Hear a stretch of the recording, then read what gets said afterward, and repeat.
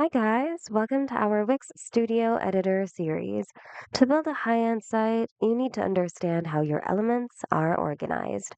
In Wix Studio, we talk about this like a family tree: parents, children, and siblings. Let's talk about the parent element. So, the parent element is the container that holds everything else.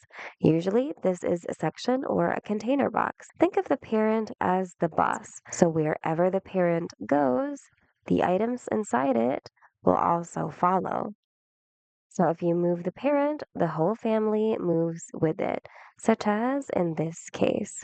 Next, let's talk about the child element. Anything you drop inside a container or section becomes a child. A text box or an image is a child of the section it lives in. Next, let's talk about sibling elements. When you have two items inside the same container or even more, like a heading and a paragraph, they are siblings. They live in the same space and often interact with each other.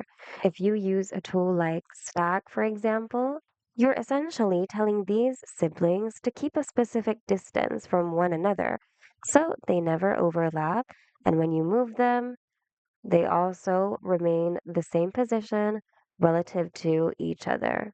Knowing your page hierarchy is essential for responsive design. When you look at your layers panel, which you can find here on the left, you'll see this structure clearly. It helps you troubleshoot why an element might be moving weirdly and allows you to build complex, professional layouts that stay rock solid on every device. And that's all for today. Hope this video was helpful. If you need more Wix tutorials, check out our channel and consider subscribing as well.